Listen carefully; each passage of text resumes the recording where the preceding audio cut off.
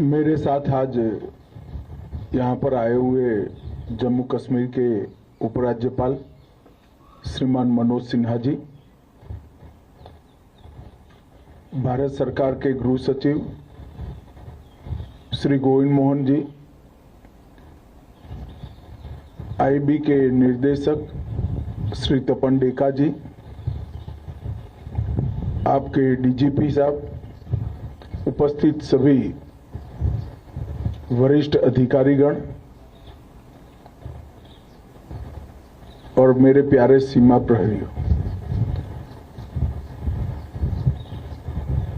आज मैं तो यहाँ आया हूँ भारत सरकार और समस्त 140 करोड़ की जनता की ओर से आप जिनका प्रतिनिधित्व करते हैं, इस सभी सीमा प्रहरियों का बहुत बहुत धन्यवाद और सबको बहुत शुभकामनाएं देने के लिए आया।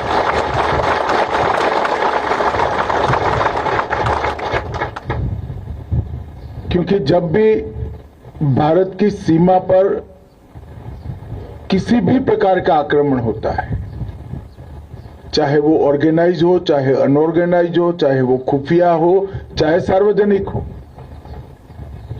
हर प्रकार के आक्रमण को सबसे पहले झेलता है हमारा बीएसएफ का जवान।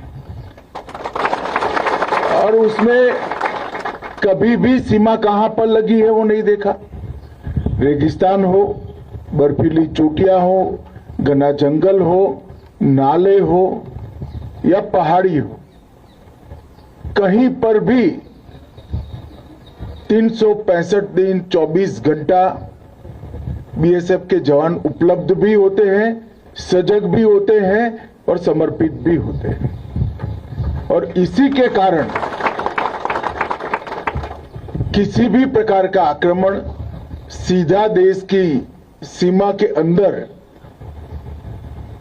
बहुत गहरी चोट नहीं पहुंचाता, कि उसके सामने पहले मेरे बीएसएफ के जवान का सीना होता है और देश के नागरिकों पर जो आक्रमण आता है, बीएसएफ का जवान सबसे पहले अपने सीने पर इसको झेलता है।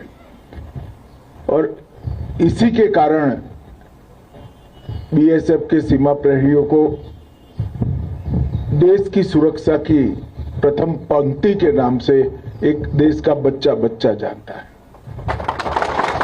मित्रों, इस ऑपरेशन सिंदूर के घटनाक्रम में अपनी परंपराओं को बनाए हुए जम्मू फ्रंटियर के बीएसएफ के जवान, राजस्थान फ्रंटियर के बीएसएफ के जवान और दूर सुदूर कच्छ की बॉर्डर पर जो जवान तैनात हैं, वो सभी ने पूरी सजगता के साथ सीमा की रक्षा का काम किया। जब पाकिस्तान ने हमारे आतंकवादियों के अड्डे पर किए हुए हमले का जवाब में हमारी सीमा और हमारे नागरिक रिहायशी इलाकों में हमला किया, तब जम्मू फ्रंटियर अकेले में लगभग 118 से ज्यादा पाकिस्तान की पोस्टों को तबाह और नुकसान पहुंचाने का काम हमारे बीएसएफ के जवानों ने किया। उनकी संपूर्ण निगरानी प्रणाली चुन चुन कर आपने ध्वस्त कर दी, जो खड़ा करने में दुश्मन को शायद 4-5 साल का समय लगेगा।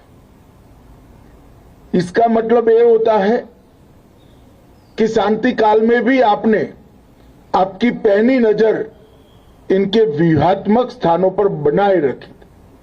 आपने सटीक जानकारी और इसके साथ साथ जब उस ओर से शुरुआत होती है तो कम से कम समय में सबसे ज्यादा क्षति किस प्रकार से पहुंचा पाएंगे वो सोच कर रखा, उसकी तैयारी भी की और ईश्वर ने मौका दिया तो कर भी दिखा दिया।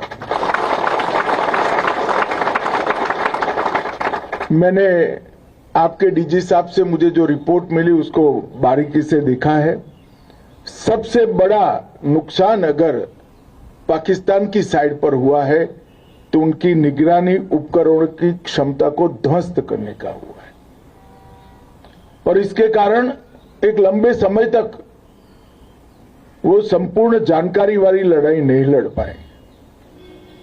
एक 3 दिन के समय के अंदर 118 से ज्यादा पोस्टों को नुकसान करना या पूर्णतया ध्वस्त करना, ये बहुत बड़ी बात होती है और ये बहादुरी तभी होती है जब देश पर गर्व होता है, दिल में देशभक्ति की भावना होती है और सर्वोच्च बलिदान देने का जज्बा होता है, तभी जाकर ये परिणाम आता है।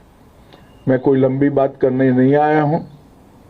आज पुंछ के रिहायशी इलाकों में जो गुरुद्वारे, मंदिर और नागरिकों का नुकसान हुआ, इनको मिलने आया था। देखिए, चाह होती है तो ईश्वर भी रास्ता निकालते हैं। सुबह मुझे बताया गया कि आज मौसम ठीक नहीं है, मगर मैंने तय किया था कि गाड़ी से जाएंगे, सीमा प्रहरियों को मिलकर ही जाएंगे और